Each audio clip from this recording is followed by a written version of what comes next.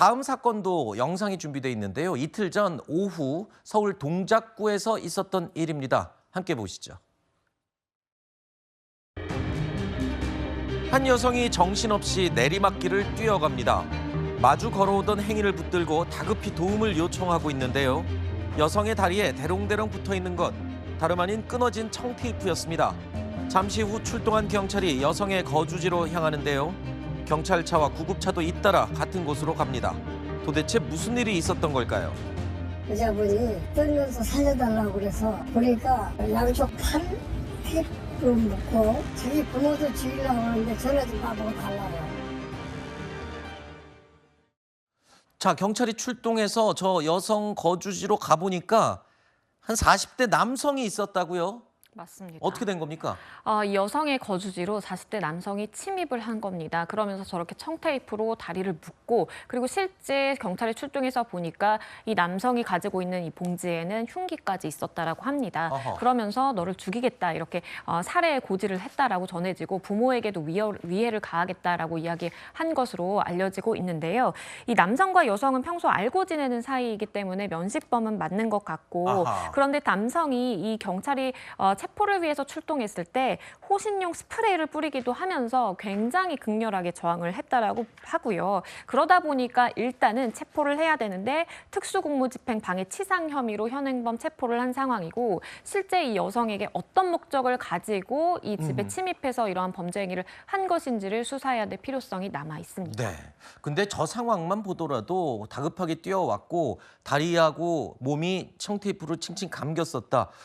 정말 큰 변을 당할 뻔한 거는 분명한 것 같습니다. 다행히도 저렇게 탈출해서 변은 당하지 않았던 게 정말 다행인 것 같습니다.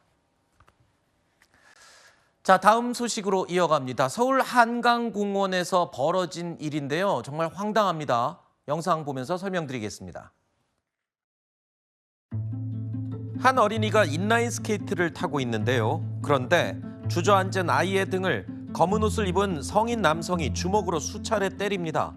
아이를 들어 내동댕이 치더니 심지어 발길질까지 하는데요. 아이 팔을 붙잡고 공원 벤치 쪽으로 끌고 갑니다.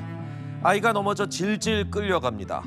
시민들이 하나둘 모여들어 걱정스럽게 이 남성과 아이가 향한 쪽을 쳐다보는데요. 남성은 태연하게 시민들을 바라보며 자리를 뜹니다. 이렇게 아이를 때렸던 남성, 다름 아닌 아이의 아빠였습니다. 아이 아빠였다고요? 맞습니다. 아니, 저거는 거의 폭행 수준인데요? 그렇죠. 이거는 명백한 아동 학대라고 볼 수밖에 없는 상황입니다. 그러니까 7살 난 딸이 지금 인라인 스케이트를 제대로 타지 못한다라고 해서 훈육을 위해서 내가 이렇게 주먹질과 발길질을 한 것이다라고 주장을 하고 있는 상황인데요. 네. 이 남성 결국에는 아동 학대 혐의로 구속이 됐고요. 검찰에 송치가 된 상황입니다. 네. 유죄 판단이 내려질 것이 확실하다라고 생각이 되고 네. 아이에게 어떠한 훈육 목적이라고 하더라도 저렇게 무참하게 발길질을 한다라든지 아이를 내동댕이 치는 저러한 행위는 우리 아동복지법상 허용되지 않는 행위임을 명백하게 알아야 될 필요성이 있습니다. 구속이 됐다가 나중에 이제 나와서는 또 아빠가 되는 건가요? 어떻게 되는 건가요? 그것이 참 문제입니다. 만약에 유일한 양육자다. 그리고 부부가 이혼하지 않는 이상 사실상 한 가정에서 살아가야 될 그러한 미래가 예상이 되는 것이 사실이고요. 물론 엄마가 그러니까 다른 양육자 내지는 친권자가 아빠와 분리를 하겠다라는 의지가 강하고 그렇다라면 충분히 할 수 있는데 그게 아니라 부부 생활은 유지를 하면서 아이도 또 키우고자 하는 그런 상황이라면 이 가정폭력 내지는 아동학대 고질적인 문제처럼 이러한 학대 행위, 가혹 행위가 반복이 될 가능성이 충분히 남아 있습니다. 알겠습니다. 안녕하세요, 이시영입니다. 이렇게 뜻깊은 영화제에 제가 명예심사위원이라는 이런 큰 역할을 맡게 돼서 너무나 영광이고요. 모든 단편 영화 응원합니다. 감사합니다.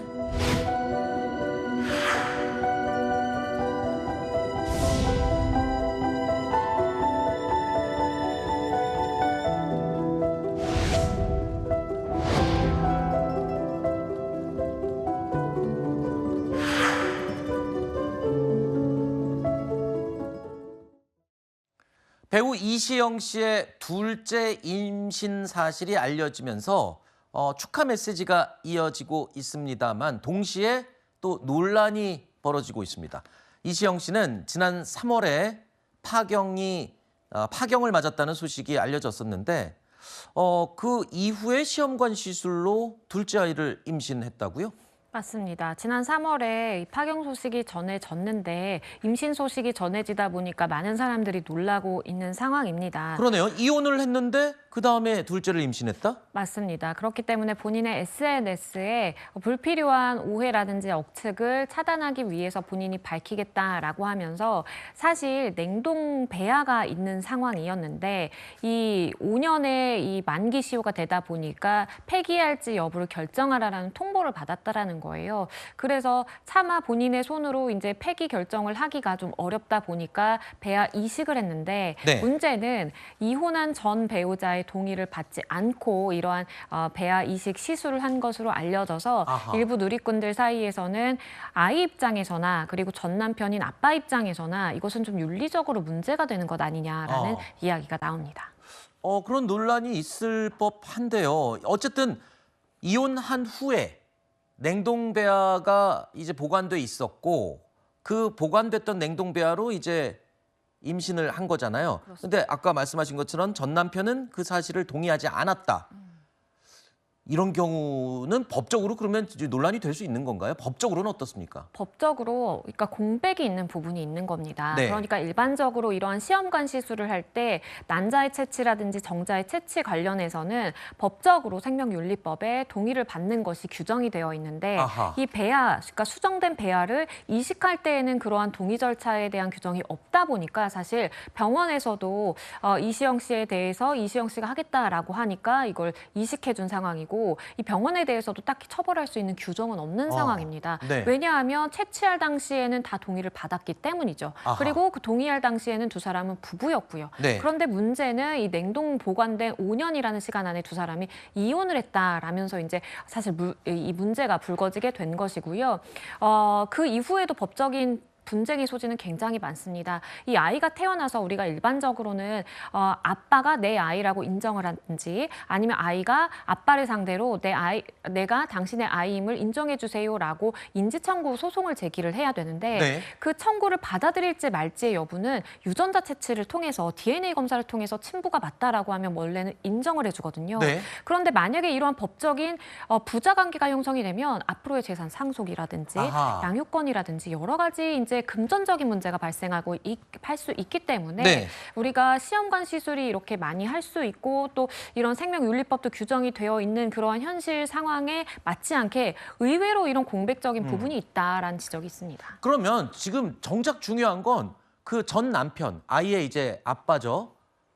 아빠의 반응은 뭡니까? 아빠가 동의를 안 했으니까 이거 문제 삼겠다 이렇게 나오는 거예요? 아니면 받아들이겠다는 거예요? 다행히 이 사안의 경우에는 평화롭게 좀 결론이 나게 될 것으로 보입니다. 일단은 본인이 둘째 임신에 대해서 반대한 건 맞지만 이시영 씨가 강행을 했고 아이가 일단 생겼기 때문에 그리고 첫째 자녀가 있는 상황이거든요. 그래서 아빠로서 해야 되는 책임은 다하겠다라고 밝히고 있는 상황이기 때문에 두 사람 간의 어떠한 양육 관련된 양육 비용 문제라든지 면접 교섭 문제라든지 이런 것들은 평화롭게 해결이 가능할 것으로 보이는데 네. 또 내가 나중에 죽었을 때 상속의 대상이 되느냐는 또 다른 문제일 수가 있어요. 아하. 그렇기 때문에 그 부분에 대해서 두 사람이 어떠한 약정서를 작성을 한다라든지 좀 네. 모종의 협의가 필요한 상황으로 보입니다.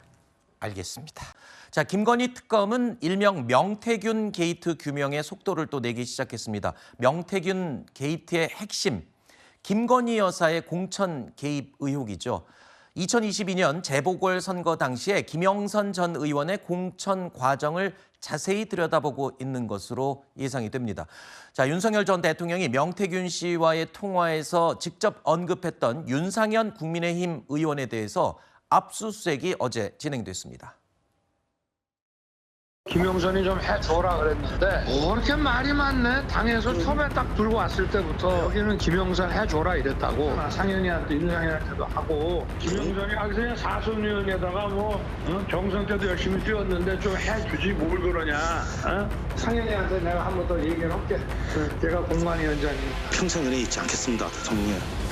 오늘 영장에 윤상현 의원 씨랑 방송만 자택만 포함된 거예요? 혹시 오늘 어떤 자료 들으셨을까요? 수색 마치신 건가요? 끝난 건가요? 압수수색 자료 확보하셨을지요?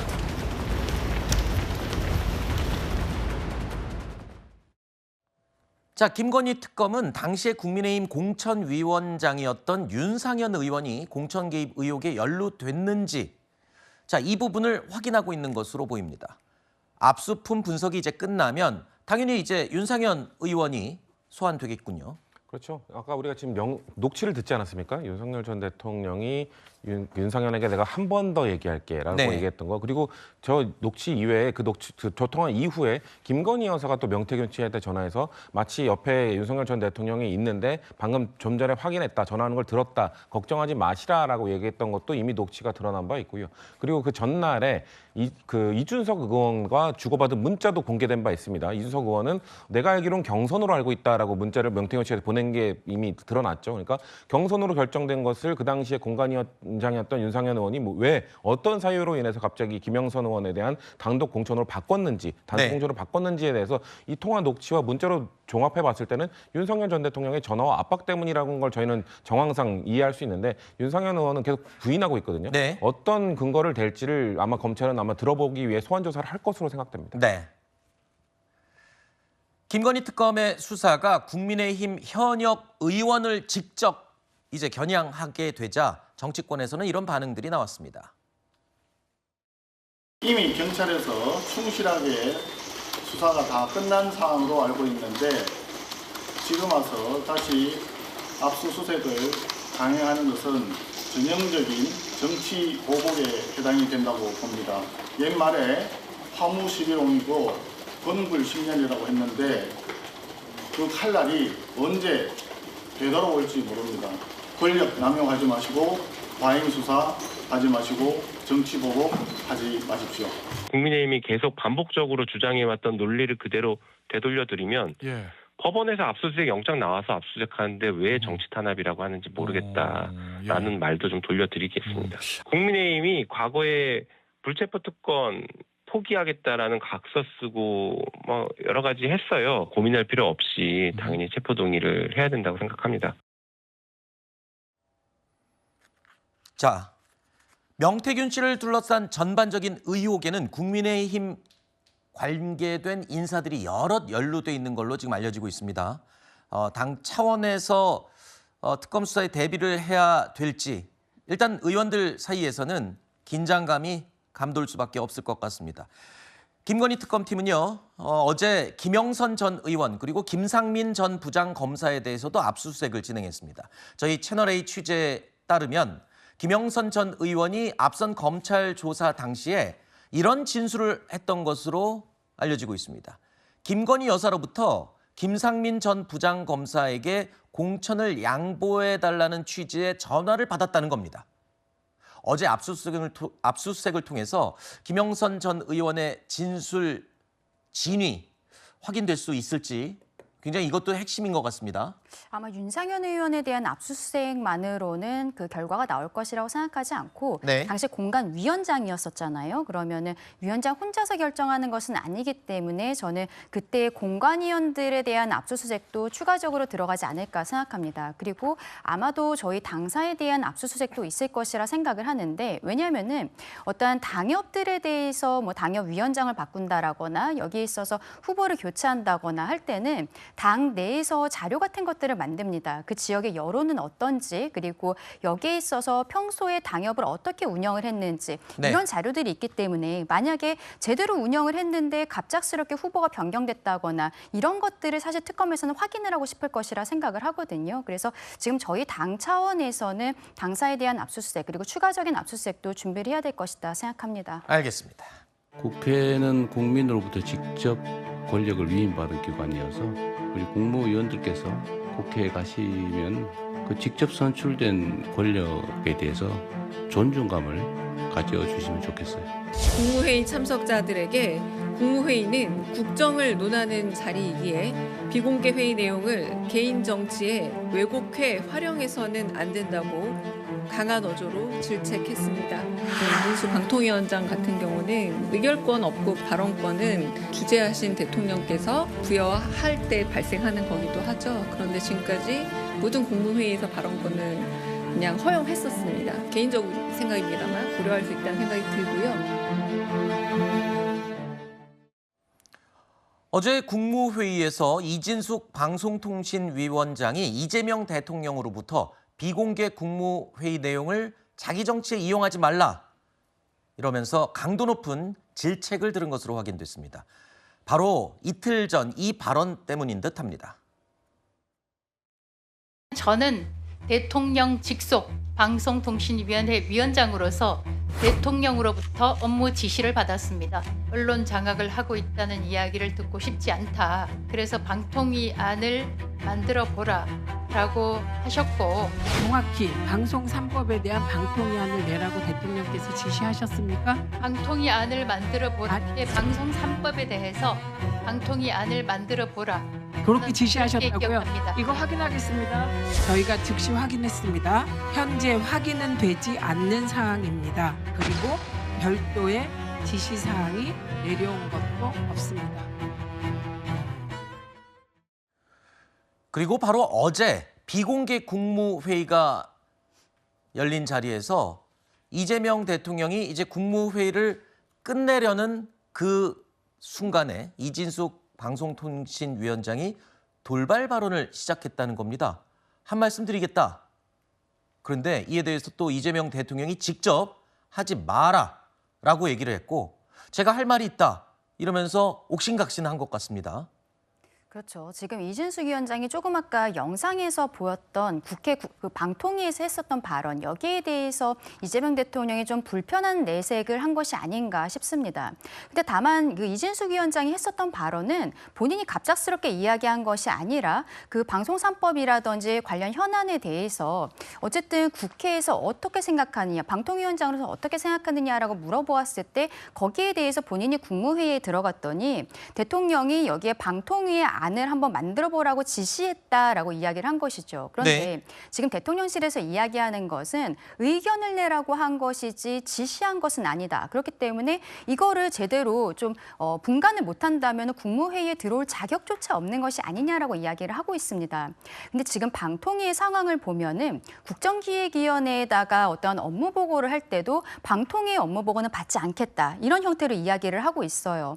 계속적으로 어떻게 보면 이진숙 위원장에 대해서 압박을 주고 있는 상황에서 이진숙 위원장은 어쨌든 대통령이 의견을 내라라고 했으면은 본인 개인의 의견이 아니라 방통위 차원에서 어떤 자료들을 만들어야 되는 것이고, 그렇다면 당연히 대통령의 지시라고 생각했을 수밖에 없다라고 저는 생각을 하는데, 그 부분을 방통위에서 이야기를 하니까 아마도 최민희 위원장 입장에서는 아니 이진숙은 전 정부 때 사람인데 왜 이재명 대통령이 업무를 지시하지? 이러한 이야기를 하면서 확인을 해보겠다라고 이야기한 것으로 보입니다. 결국 약간 말장난처럼 되고 있는 것이 아닌가라고 생각하는데 대통령실과 지금 국회, 특히 민주당 측에서 이진숙 위원장에 대한 공격이 너무 과도한 것이 아닌가, 이 부분 지적하고 싶습니다. 네. 이재명 대통령이 이진숙 위원장을 향해서 이런 경고를 한 것, 사실상 이번이 두 번째입니다. 지난 1일 국회를 좀 존중해달라고 한 발언이 이진숙 위원장을 바로 겨냥했던 그 대통령의 또 발언이었다고 해석이 되고 있죠. 자, 이러한 이 대통령의 경고를 반박이라도 하듯이 이진숙 위원장은 오늘 SNS를 통해서 자기 정치는 없다라고 또 밝히기도 했습니다. 이런 이진숙 위원장의 발언에 대해서 대통령실도 즉각 입장을 밝혔습니다. 그러면서 이진숙 위원장에 대한 국무회의 참석 배제 조치를 검토하고 있는 게 아니냐, 이런 지금 이야기들이 나오더군요. 일단 방통위원장은 국무회의 필수 참석 인원이 아닙니다. 참석하더라도 옵저버입니다. 그러니까 그 무결권을 갖고 있는 게 아니라 발언이 필요할 때 아니면 발언을 허용했을 때만 발언할 수 있는 사람이기 때문에 굳이 저렇게 자꾸 돌발 행동을 한다거나 아니면 비공개가 왜 비공개입니까? 그 국무회의 안에서 이루어지는 사안들은 밖으로 유출돼서는 안 되는 부분인데, 그럼에도 불구하고 본인이 대통령에게 들었다는 얘기를 심지어 왜곡해서 뭔가 꼬아서 외부에 전달했다는 것 자체가 저는 저 회의에 참석할 자격이 사실상 박탈당했다라고 본인이 스스로 박탈한 거다라는 생각이 들고요. 네. 그리고 아마 지금 대통령실 입장이 난처한 이유가 그렇다고 해서 대통령과 광통위원장이 정말 실제 회의장에서 나눈 대화를 공개하는 것도 이것도 참 무서운 일이거든요. 그렇기 때문에 그런데 그 방통위원장이 한 얘기를 유추해 봤을 때는 아마도 나는 방송 장악 의도가 없고 그래서 방송 3법을 개정하는 건 난 찬성한다. 그렇다면은 왜 위원장은 반대하는가? 대체 반대하는 이유는 뭔가? 이 정도의 대화가 이루어졌을 텐데 그것을 마치 본인에게 방통위 안을 만들어 오라. 아까 그 방통위원장이기 때문에 방통위와 같다고 말씀하셨습니다만 국정기획자문위원회에 방통위 보고를 했을 때는 위원장의 의견이 배제된 방통위 위원들, 방통위 내부 구성원들은 방송사법에 찬성하는 의견을 보고를 했거든요. 그런 걸 봤을 때 저는 이준석 위원장이 지금 사실상 방통위 안에서도 리더십을 잃었고 이 국정회의, 국무회의에 참석해서 그런 돌발 발언을 계속한다는 것은 저는 사실 다 배제하는 것이 필요하다고 생각합니다. 자, 일단 민주당 역시 계속된 이 이진숙 위원장의 돌발 행동에 대해서 강하게 비판을 하고 있습니다. 그러면서 사퇴를 요구하고 있습니다. 공정성과 진실 추구를 생명처럼 여겨야 할 방통위원장이 듣고 싶은 것만 듣고 말하고 싶은 것만 말한다면 그 자리에 있을 자격이 없습니다. 공공기관장은 대통령과 임기를 같이 해야 한다는 자신의 말을 즉각 실천하는 건 어떤지 이진숙 위원장은 스스로에게 질문해 보시기를 강력히 권고합니다. 윤석열의 홍위병 노릇을 하고 있는 이준숙 방통위원장은 더 이상 방통위를 망치지 말고 또 국무회의를 방해하지 말고 즉각 사퇴하는 것이 바람직하다. 지난 윤석열 정부에서도 문재인 정부에서 임명한 방통위원장이 계속 임기를 채우고 끝까지 했잖아요. 그러면 이진숙 위원장도 똑같은 경우가 아닐까요? 지금 민주당에서 너무 지나치게 이진숙 위원장을 압박하는 게 아니냐라는 국민의힘이나 다른 지적들, 그냥 딱 상황만 놓고 보면 나가라고 자꾸 이렇게 압력을 하는 걸로 보일 수밖에 없는 상황이거든요. 그러니까 임기는 정해지는 건 맞습니다. 네, 그리고 3년 지금 보장이 돼야죠. 그리고 대통령이 임면, 그러니까 방통위원장을 뭐 임명하는 자리도 아니고 그리고 그렇다고 해서 자를 수 있는 위치에 있는 것도 아니기 때문에 그런 주장은 타당하다고 볼 수도 있습니다만 근데 이준석 방통위원장은 사실 민주당에서 탄핵 소추를 했던 이유도 방통위 운영 자체를 너무 법을 어겨가면서 한 것 아니냐라는 그때 의의 제기를 했던 것이고요. 근데 결국 4대5로 기각이 돼 4대4인가요? 근데 그 찬성 의견도 분명히 있었습니다. 그만큼 논란의 여지가 있는 운영을 해왔었고 그리고 지금 사사건건 지금 대통령이 국정운영 방향과 부딪히고 있지 않습니까? 지금 방송 3법에 대해서는 전 이견이 있을 수는 있다고 생각해요. 근데 방송 3법 자체가 대통령이 방송 장악에 대한 영향력을 내려놓겠다는 취지로 하고 있는 것이기 때문에 정말 제대로 된 방통위원장이라면 정말 제대로 내려놓기 위해서는 이렇게 수정을 해야 된다는 의견을 전 공식적으로 낼 필요가 있다고 생각함에도 불구하고 이준석 위원장은 방통위원장으로서의 역할을 한다기보다는 계속 정치적으로 그냥 반대한다. 대통령이 나에게 대안을 가져오라고 했다. 이런 방통위원장으로서의 직무를 제대로 수행하고 있다고 보기 어렵거든요. 그런 차원에서 저는 민주당에서 좀 자리를 스스로 내려놓는 것이 좋지 않겠냐. 왜냐하면 다른 방법이 없습니다. 지금 사실 방통위를 제대로 운영하기 위해서는 저는 뭐 대통령과 결을 같이 하는 의견을 똑같이 하는 사람이 된다기보다는 이준석 위원장이 아닌 좀 제대로 운영할 수 있는 굳이 대통령과 생각이 똑같은 사람일 필요는 없다고 생각합니다. 아니 그게 결국엔 결을 같이 하는 사람 아닌가요? 그러니까 이견을 내고 다양한 의견을 제시를 하는 지금 이진숙 위원장에 대해서 지금 이준석 위원장이 다양한 의견을 제시하는 게 아니라 정치적으로 지금 이용하고 있잖아요. 그러니까 방송 3법이 지금 뭔가 그 시민단체나 다른 사람들의 영향력을 키워주자라는 게 문제가 된다면 그러면 그거를 해소하기 위해서는 어떤 대안이 있는지를 제시하는 게 방통위원장의 직무인데 그것을 안 하고 있잖아요. 알겠습니다. 그러면 이번에는 또 다른 이진숙 이야기를 해보겠습니다. 바로 이진숙 교육부 장관 후보자 이야기인데요. 어제 이진숙 후보자의 제자 논문 표절 의혹에 대해서 저희가 잠시 짚어봤습니다. 그런데 국민의힘 주진우 의원이 어제에 이어서 오늘도 이진숙 장관 후보자가 제자 논문을 일부가 아니라 아예 통째로 베꼈다면서 공개했습니다. 그리고 사퇴를 촉구했습니다. 여당 내에서도 사과할 게 있으면 사과하라는 목소리까지 지금 나오고 있는 상황인데 청문회가 다음 주 14일부터 이제 연달아 시작이 되는데 이 청문회 시작하기도 전에 여당에서도 이런 목소리가 나온다는 거는 이준숙 장관 후보자는 조금 문제가 도드라지는 것 같아요. 일단 민주당에서는 낙마 없이 모두 다 통과시키겠다라는 의견을 보이고는 있습니다만 지금 지난번 김민석 총리 청문회 과정에서 국민들께서도 여기에 대한 의혹이 완전히 사그라들지 않았는데 민주당이 단독으로 이렇게 처리를 한 것에 대해서 반감을 갖고 계신 분들이 많습니다. 그런데 문제는 이제는 장관 청문회들을 시작을 해야 되는데 장관들이 오히려 의혹이 없는 사람을 찾기가 어려운 수준인 거예요. 근데 이번 장관 후보자들 같은 경우에는 민주당 현역 의원들이 굉장히 좀 많은 상황입니다. 그러면은 아마도 민주당 입장에서는 지금은 모두 낙마 없이 통과시키겠다라고 하고 있습니다만 어떻게 보면은 한두 명 정도는 낙마시킬 가능성이 있다라고 생각을 하고 그렇다면은 본인들과 가장 가깝지 않은 사람들이 타깃이 되지 않을까라고 생각합니다. 물론 이진숙 후보자의 논문이라든지 이런 것들은 당연히 문제가 있습니다. 지금 이재명 대통령 같은 경우에도 과거에 가천대 석사 논문이 문제가 됐었고 또 김민석 총리 같은 경우에도 역시 뭐 석사 논문이 문제가 된 부분들이 있습니다만 교육부 장관이기 때문에 여기에 대해 더 큰 문제가 되는 것이고 제자들의 논문을 표절했다라는 것은 연구 윤리에도 정말 맞지 않는 부분들이 있는 거거든요. 네. 근데 어쨌든 이분이 그동안의 성향이 꼭 민주당 쪽은 아니었기 때문에 저는 네. 민주당이 어떻게 보면은 이번 다른 장관 후보자들을 뭐 원활하게 통과시키고 국민들께 보여주기 위해서 이진숙 후보자 그리고 권오울 후보자 정도는 내어줄 수 있지 않을까라고 생각합니다. 네. 일단 청문회를 지켜보고 판단을 해야 되겠죠. 항상 장관 인사청문회가 열리면 가장 논란이 되는 사람이 있고요. 그 후보자 때문에 되려 다른 후보자들이 좀 조용히 넘어가는 경우도 있거든요.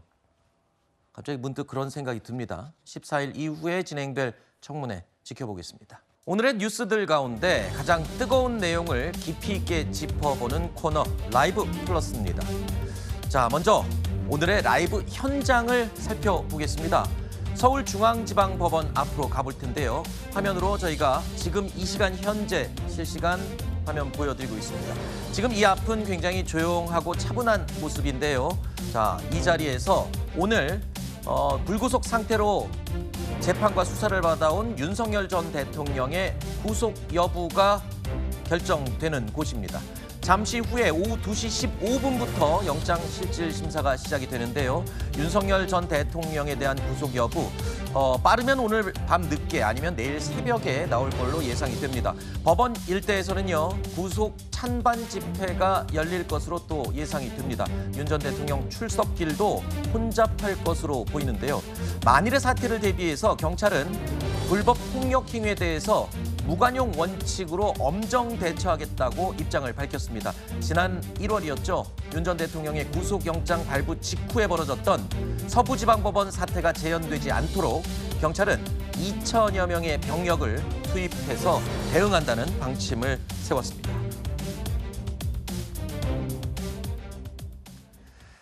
자, 서울 중앙지방법원 앞 모습 보셨는데요. 잠시 후 오후 2시 15분 이제 실질심사가 시작이 됩니다.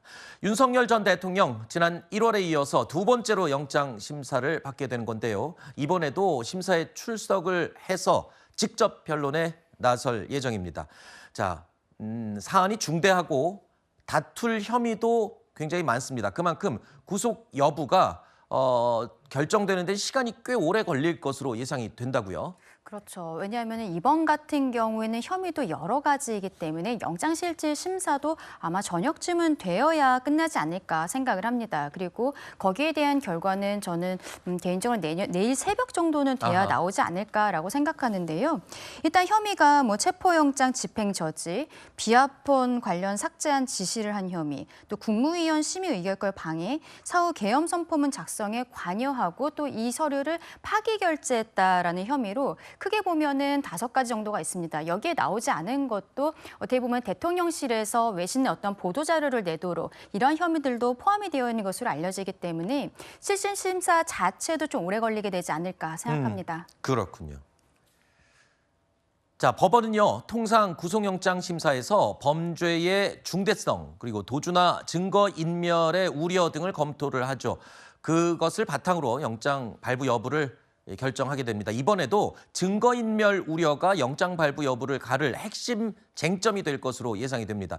내란 특검팀은요, 구속영장 청구서에 강의구, 김성훈 두 사람의 진술 태도가 바뀐 점 등을 증거인멸 시도를 뒷받침하는 주요 근거로 제시했습니다.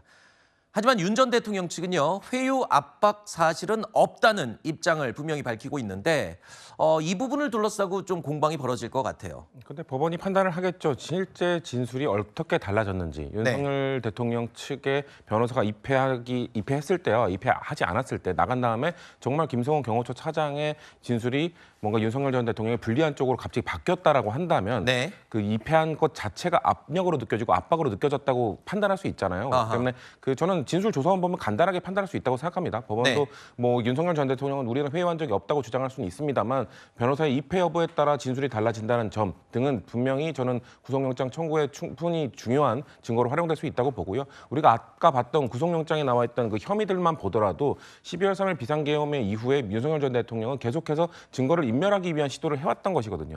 비워폰 삭제 지시, 지금 보고 있는 것처럼 사후 계엄문 작성을 만들었다가 이건 증거 조작을 하려고 했던 건데 나중에 파기하도록 한 것도 역시 이것도 저는 증거 인멸이라고 보기 때문에 증거 인멸에다가 계속 회유하고 있다. 이 두 가지 그 큰 그림만 보더라도 구속영장이 발부될 가능성은 좀 매우 높다고 보고 있습니다. 네. 자, 오늘 영장실질심사의 결과로 재구속 여부가 이제 결정이 되면 윤 전 대통령의 내란 특검 수사 중대 분수령이 될 것으로 예상이 됩니다. 자, 내란 특검의 속전속결 행보에 탄력이 붙을 수 있을지 아니면 수사에 제동이 걸릴지 이 법원의 결정에 달려 있습니다. 다음 달 전당대회를 앞두고 있는 국민의힘 이야기해 보겠습니다. 국민의힘은 지금 당내 계파 갈등이 아주 본격화되고 있죠. 그분들을 딱 가르쳐서 누구를 가르쳤는지는 잘 모르겠지만 그러한 어떤 세력이라고 할까요? 그런 무리들이 있는 것은 여러 차례로 많은 의원들이 공감하시지 않을까 생각이 듭니다. 뒤에서 이렇게 크게 드러나지 않게 일하지도 않았으면서 계속해서 그런 분들이 저는 더 문제라고 생각을 하고요. 제가 언더 쪽에는 잘 안 가봐서 잘 모르겠는데요. 어쨌든 자신들이 살려고 하는 그런 모습이 아닌가 이렇게 보고 있거든요. 이분들이 정교한 조직으로 결합되어 있는 것은 아니라 순전히 자신들의 그 가오를 덮기 위한 일종의 이익 공동체로 형성되어 있지 않는가 이렇게 보고 있습니다. 자, 방금 들으신 것처럼 최근 정치권에 아주 뜨거운 이슈가 되는 게 바로 저 단어입니다. 언더 찐윤. 저게요, 우리 동아일보의 김승연 논설위원이 사설을 썼는데 그게 신문에 실리고 난 다음부터 정치권에서 지금 전부 다 언더 찐윤 얘기를 하고 있어요. 그러니까 이름을 드러내지 않는 20명에서 30명 정도의 의원들. 대부분 대구, 경북, 부산, 경남 출신이고 지역구 행사에는 참석을 한다. 근데 누군지는 몰라요. 그런데 지금 계속 목소리를 내고 어떤 영향력을 끼치고 있는 국민의힘 내부의 언더 찐윤.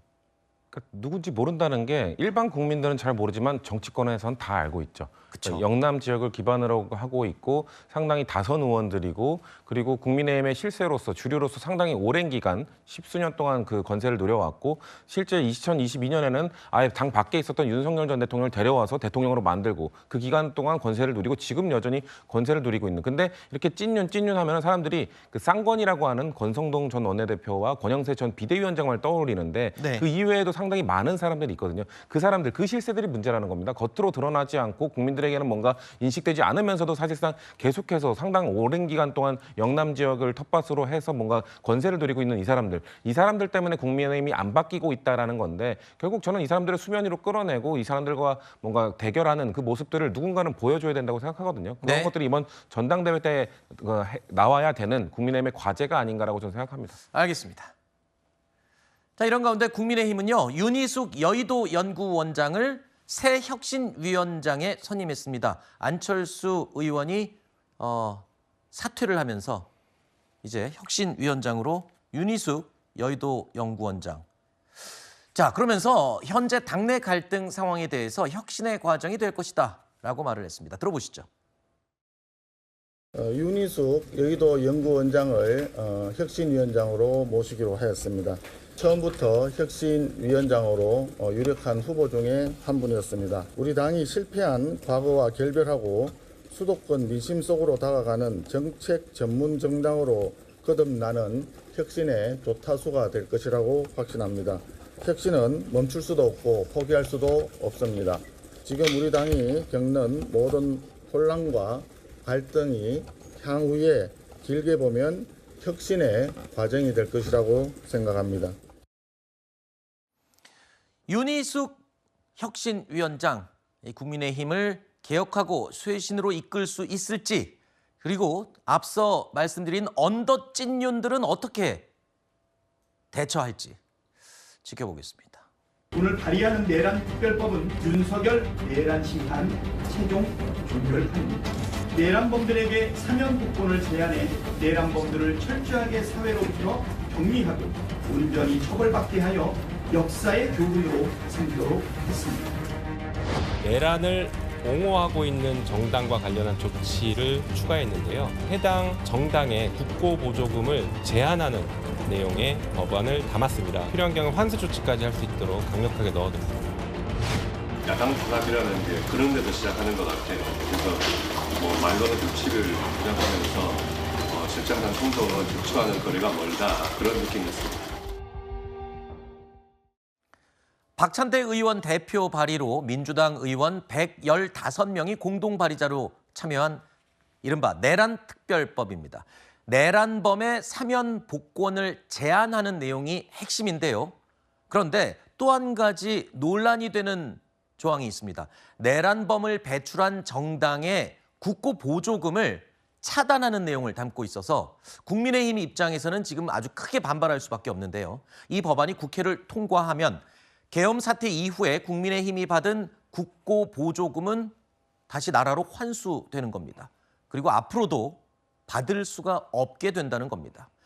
여대 야소 상황이기 때문에 법안 통과는 국회에서 무리가 없이 진행될 것으로 예상이 됩니다. 국민의힘 입장에서는 그야말로 발등에 불이 떨어진 거 아니겠습니까? 지금 이게 현실로 코앞으로 다가온 거예요. 그렇죠. 여기에 대해서는 위헌 논란도 있습니다만 민주당 측에서는 만약에 위헌이라고 해도 헌법재판소의 결정이 나올 때까지는 밀어붙이겠다라고 이야기를 하고 있는 것입니다. 사면 복권에 대해서 불가하다라고 내용이 들어간 것은 지금 헌법상 대통령에게 사면권이 있거든요. 근데 그 사면권이 법률에 따라서 할 수 있다라고 규정이 되어 있습니다. 그런데 이 법률에 따라라는 것이 절차에 대해서 규정을 한 것인지 지금 민주당에서 이야기하는 것처럼 특정 죄목에 대해서는 안 된다라고 할 수 있는 것인지 여기에 대해서 좀 이야기를 나눠야 되는 것이 아닌가, 헌법재판소의 결정이 나와야 되는 것이 아닌가 싶고요. 네. 특히 당에 대해서 말하자면 저희 국민의힘에 대해서 보조금을 환수한다든지 이런 것들은 저는 어떻게 보면은 위헌정당 해산심판 청구를 지금 이재명 정부에서 저희 국민의힘이 하지 않을까, 이 부분은 지난번 김용태 전 비대위원장도 굉장히 걱정하는 이야기들을 했었는데 네. 이게 현실적으로 법적으로는 어렵다는 판단이 있었기 때문에 네. 이번 특별법 안에 이게 현실적으로 위헌정당인 것처럼 다시는 국고보조금이 들어가지 않을 수 있도록 경제적으로 파탄시키는 이런 법안을 발의하겠다고 하는 것이 아닌가 생각을 합니다. 네. 근데 저는 또 다시 한번 생각을 해보면 이게 아까 박찬대 의원 외에 115명이 공동 발의했다라는 내용이 있거든요. 최근에 민주당의 당대표 선거가 좀 과열되는 양상들이 있는데 이 과정에서 정청래 의원이 조금 더 강성 지지층을 자극하는 듯한 발언들을 하는 것이 네. 있습니다. 검찰 특활비 관련이라든지 그 과정에 있어서 박찬대 의원도 이 115명 공동 발의했다는 거, 이 내란 특별법을 통해서 본인이 민주당 내에서 115명 정도가 함께하고 있다는 것을 보여주기 위한 법안 발의가 아닌가, 이런 생각도 해봅니다. 네. 글쎄요, 저는 당대표 선거를 위해서 이런 법안을 발의했다고 보는 거는 다양한 해석이 있을 수 있으니까요. 근데 저는 일단 내란범에 대한 사면복권 제한은 필요한 부분이라고 봅니다만 이 내란범을 배출한 정당에 대한 국고보조금 차단 부분은 논쟁의 여지가 많다고 생각합니다. 그렇죠. 예, 왜냐면은 지금 이거를 내란에 얼마만큼 그 정당이 동조하고 함께했는지를 판단하는 기준이 상당히 모호할 수 있습니다. 왜냐하면 우리가 작년 12월 3일 그날을 떠올려 보면 그날 밤 국민의힘 의원들과 그 당시에 국민의힘 당대표도 국회로 가서 계엄을 해제시키는 투표에 참여했잖아요. 그렇기 때문에 국민의힘 전체가 뭔가 이 내란에 동조했다고 보기는 참 애매한 부분이 있기 때문에 저는 물론 경고성 차원의 법안으로는 필요성이 또 있다고 생각해요. 왜냐하면 12월 3일 비상계엄 이후에도 탄핵 전국 속에서 계속해서 그 비상계엄을 옹호하고 탄핵을 반대했던 국민의힘 세력들이 있기 때문에 그리고 그들이 지금 사실상 국민의힘의 그 주류 세력으로 잔존하고 있기 때문에 그들에 대한 경고 차원에서 뭔가 이런 법안이 필요하다고는 생각합니다만 법안의 명확성 차원에서는 좀 모호한 부분이 있다, 논쟁의 여지가 있다라고 저는 생각하고 있습니다. 알겠습니다. 자, 이 내란 특검법 이 내용이 어떻게 계속 진행이 될지 논의만으로 끝날지 일단 발의가 됐기 때문에 민주당이 어떻게 처리하는지를 지켜봐야 되겠죠. 이번에는 오락가락하는 미국의 관세 리스크에도 불구하고 굳건히 3,100선을 지키고 있는 우리 국내 증시 얘기 잠시 짚어보겠습니다. 트럼프 대통령이 관세 압박을 이어가고 있는 가운데 우리 정부는 최악의 상황은 면했다라고 자평했습니다. I would say firm, but not 100% firm. If they call up and they say, would like to do something a different way, we're going to be open to that. But essentially, that's the way it is right now, yeah. 일본이나 말레이시아 같은 경우도 1% 관세가 오히려 올랐습니다. 관세가 인상이 되는 최악의 상황은 면한 것으로 보고 솔직히 말하자면 어제 국내 증시는요. 긍정적인 이슈보다 부정적인 이슈가 줄을 이루는 그런 시장이었습니다. 미국의 관세 통보도 있었죠. 삼성전자에는 어닝 쇼크가 있었습니다. 예상치보다 굉장히 영업이익이 떨어지게 나왔죠. 이어진 악재에도 불구하고 그런데 증시가 버텨줬습니다. 네. 이거 왜 그런 거예요? 어제 안 그래도 안 좋은 뉴스밖에 없었는데 증시는 딱 지키고 있더라고요. 네. 일단 악재 부분을 먼저 설명드리면요. 관세 서한 발송됐잖아요. 여러 개 국가에. 근데 이제 증시에는 이런 게 있습니다. 알려진 악재는 악재가 아니다. 이미 다 반영된 거다. 그렇죠. 선반영된 측면도 있고 트럼프 대통령이 여러 경로를 통해서 발송한다. 몇 개 국가에 어떤 식으로 이런 것들을 누차 말해왔지 않습니까? 그러니까 증시 투자자들이 이를 이미 선 반영한 측면이 있다. 그래서 정작 뉴스가 나오니까 크게 반응하지 않은 것도 있고요. 삼성전자도 어닝 쇼크 수준의 실적이었지만 어느 정도로 예상을 했었고 이게 또 바닥일 수 있다라는 기대 심리도 반영이 된 거죠. 반면에 이제 호재성 이슈를 더 크게 반영을 하게 된 거죠. 지금 상법 개정이 국회를 통과했지 않습니까? 상법 개정을 통해서 자본시장 개편에 대한 기대감이 어느 정도 충족이 됐습니다. 근데 그걸로 끝난 게 아니죠. 지금 배당 소득을 분리과세하는 문제라든지 아니면 자사주 소각을 의무화하는 거라든지 2탄, 3탄의 자본시장 개편에 대한 정책 추진들이 지금 이루어지고 있습니다. 지금 거기에 크게 반응을 한 것 같고요. 그래서 어제는 은행주, 지주사들이 크게 올랐고요. 오늘 같은 경우도 증권주들이 크게 오르고 있는 상황입니다. 그렇군요. 자, 앞서 잠깐 얘기를 나눴지만 삼성전자는 반도체 부진에 이어서 어닝 쇼크까지 기록했습니다. 하지만 주가는 살짝 내리는 정도로 마무리해서 6만 전자를 지켜냈는데요. 반도체 투톱으로 꼽히는 SK 하이닉스보다 열세를 보이고 있는 게 지금 삼성전자의 입장입니다만 남은 하반기에는 어떻게 될지 계속 지켜봐야 될 상황인 것 같습니다. 일부에서는 뭐 오를 상황이다. 지금은 이제 바닥 찍은 거다. 이런 분석도 나오고 있는데요. 어제 삼성전자와 관련된 이슈가 어닝 쇼크 외에도 한 가지 더 있었습니다. 지난 2020년에 작고한 고 이건희 회장이 소유했던 단독 주택이 228억 원에 매각됐다라는 소식이 들렸습니다. 자, 그런데 일각에서는 어쩔 수 없이 판 거다라고 얘기를 하더군요. 어떤 사연입니까? 이게 이건희 회장이 이제 돌아가시면서 상속 재산들이 있는데 상속세가 이제 뭐 역대 최대 규모, 세계적으로도 가장 많은 수준의 12조 원이 이제 부과가 됐지 않습니까? 지금 5년에 걸쳐서 이제 연납을 하고 있는데 상속세 부담이 워낙 크다 보니까 아무리 삼성 일가라도 상속세를 내기 위해서 이렇게 갖고 있는 각종 재산들을 하나씩 처분할 수밖에, 현금화할 수밖에 없는 상황이다. 그래서 이번에 이태원 주택도 처분을 하게 된 것이다라는 이야기들이 나오고 있더라고요. 12조 원 상속세 중에 이제 내년 4월까지 연납을 해야 되는데 현재까지 알려진 바로는 뭐 10조 원 정도는 납부를 한 것으로 알려지고 있습니다. 하지만 여전히 2조 원 이상의 상속세를 납부를 해야 되기 때문에 지금도 지금 증권사와 관련돼서 주식을 담보로 한 대출도 많이 받은 것으로 알려져 있죠. 상속세 부담, 뭐 삼성 일가라도 피할 수 없었던 것 같습니다. 그렇군요.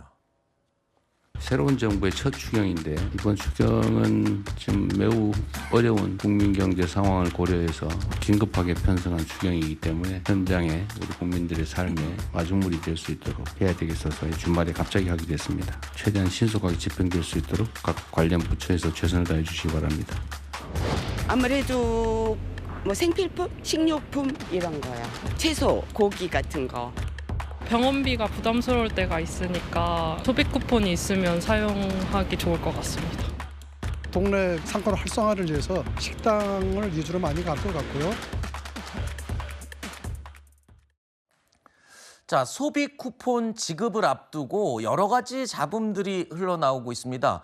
얼마 전에 저희가 이 내용도 전해드렸었는데 소비자 입장에서, 국민 입장에서 이걸 어디다가 쓰고 못 쓰고 저는 이것만 생각을 했었거든요. 그런데 이 소비 쿠폰 사용처를 두고 잡음이 많습니다. 그러니까 식자재 마트가 포함되냐 안 되냐를 가지고 상인들끼리 또 충돌하고 있다고요? 식자재 마트는 뭐고 상인들이 왜 이거를 사용처로 하냐 마느냐 갖고 다투는 건가요?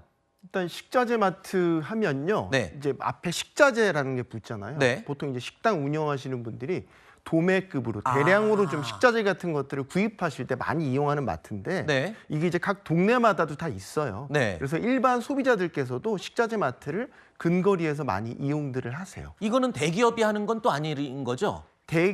본사 차원에서 보면 매출 규모가 수천억 단위로 커질 수 있기 때문에 상당히 큰 본사를 갖고 있지만 이게 또 개별 점포별로 운영을 하고 있거든요.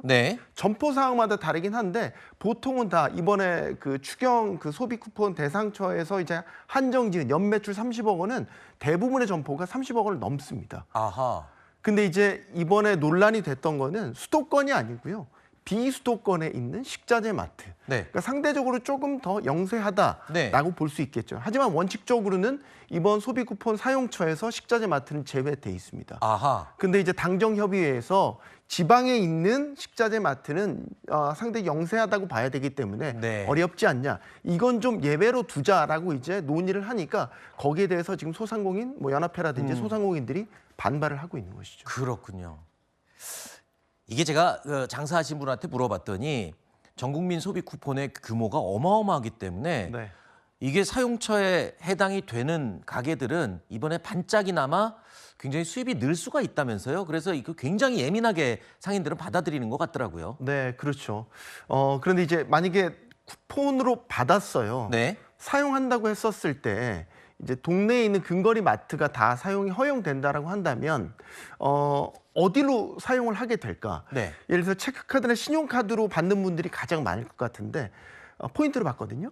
이 포인트를 쓸 때는 이게 먼저 결제됩니다. 그러면은 내가 이건 소비 쿠폰으로 받았으니까 이거는 여기에다 써야지, 저거는 저기에다 써야지. 이제 구분해 사용한다기보다는 먼저 쓰는 데 나갈 수 있거든요.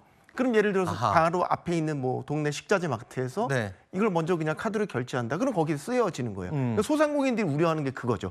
블랙홀처럼 이 소비 쿠폰의 효과가 식자재 마트나 이런 곳으로 다 빨려 들어갈 수 흘려 들어갈까 봐. 그 부분 때문에 지금 소상공인들이 반발하고 있는 겁니다.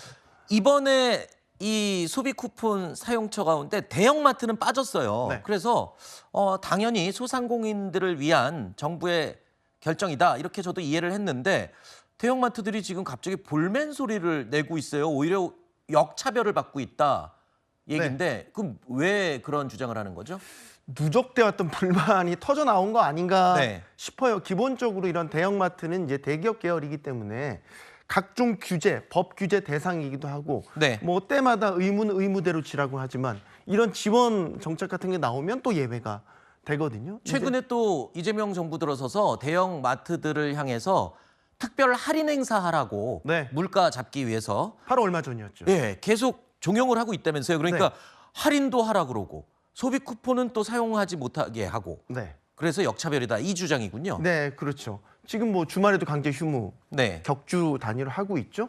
또 사실상 정부가 반강제적으로 할인 행사에 나서라고 종용을 했기 때문에 이번에 어떻게 보면 정부 정책에 호응하는 차원에서 대대적인 반값 행사에도 나서는데 소비 쿠폰은 또 예외.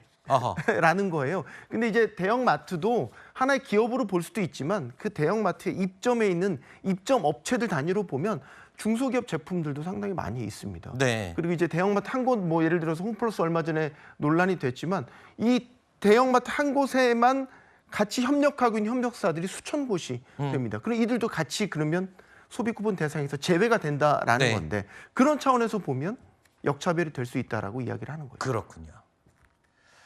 자, 이렇게 전 국민 소비 쿠폰을 포함한 정부의 추경안을 두고 야당인 국민의힘에서는요, 세금 살포다라고 날을 세웠습니다. 내수를 살려도 결국에는 나라 빚으로 돌아온다는 주장입니다. 아시다시피 30조 규모의 추경이고요. 이 재원의 대부분은 빚을 낸 거죠. 예. 솔직하게 얘기하면 30조 추경하느라고 22.8조 국채 발행한 겁니다. 제가 22.8조의 국채 발행을 우리 5,100만으로 나눠봤습니다. 그랬더니 1인당 내야 될 추가 세금이 얼마인지 아십니까? 45만 원입니다. 결국 15만원씩 나눠갖고 45만 원씩 더 내자. 이게 추경의 핵심입니다. 국민의힘 측 주장도 일리가 있는 것 같습니다. 정부가 소비 쿠폰을 지급하기도 전에 이 소비 쿠폰을 나누는 시스템을 만드는 비용, 그러니까 쿠폰을 나눠주고 쓰도록 만드는 그 시스템 비용이 550억 원의 예산을 잡아놨다는 겁니다. 코로나19 당시에 문재인 정부에서도 재난지원금을 지급을 했었죠. 그런데 그럼 그때도 이 정도의 돈이 들었다는 거예요? 네. 그래요? 예, 그 정도 들었. 돈 나눠주는 데만 비용이 2차 지급할 때는 선별 지급했지 않습니까? 소득하위 이제 80% 대상으로 지급을 했었는데 그때도 이렇게 선별하는 과정에서도 행정 비용이 상당히 들어갔더라고요. 근데 이제 더 큰 문제는 그때 이제 선별하는 시스템을 갖춰놓고 그걸 계속 유지하면서 뭐 업그레이드도 하고 뭐 그러면 좋은데 그때 또 쓰고 나서 폐기됐어요. 그러니까 이번에 다시 지급을 할 때 새로 시스템을 구축해야 되니까 그 비용이 다 들어가는 거고 여기에 더해져서 이제 그 발행되는 종류가 다양하지 않습니까?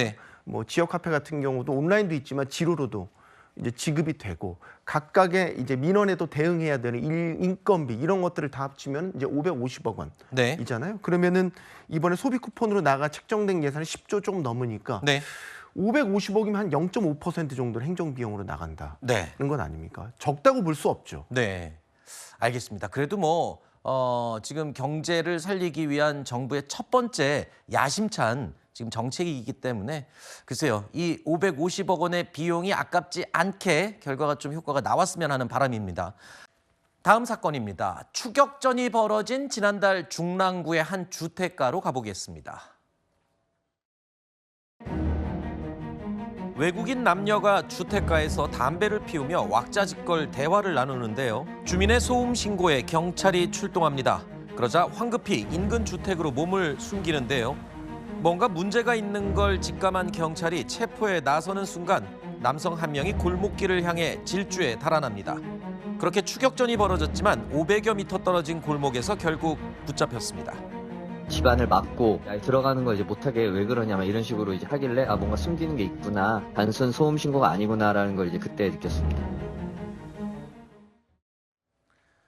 그러니까 동네에서 너무 떠들다가 주민이 신고를 한 겁니다. 단순하게 소음 신고로 경찰이 출동을 한 겁니다. 그러면 아이고 죄송합니다, 조용히 하겠습니다라고 하면은 넘어갈 일인데 이런 경우가 그야말로 도둑이 재발절인 경우 아니겠습니까? 뭐가 있으니까 저렇게 튄 거죠. 맞습니다. 경찰을 무서워하는 사람들의 경우에는 꼭 뭐 이유가 있다라고 또 얘기를 하는데 6명이 이제 사실은 시끄럽게 한다라는 신고가 접수가 되다 보니까 경찰 입장에서는 현장에 출동해야 되고 아마도 그냥 조용히 하세요라고 하고 가려고 했는데 이상한 것은 6명 중에 5명이 불이 나게 집 안으로 들어가면서 이렇게 도망가는 그런 모습을 포착을 한 겁니다. 이거 뭔가 좀 문제가 있어 보인다라고 해서 인력 지원을 받아서 안으로 들어가 보니까요. 실제 불법 체류 중인 불법 체류자들이었고요. 그리고 이 6명 중에 2명은 폭행 등의 혐의로 실제로 수배 중이었던 상황으로 알려지고 있습니다. 결국에는 이 6명 전원을 검거해서 출입국 사무소로 인계한 상황입니다.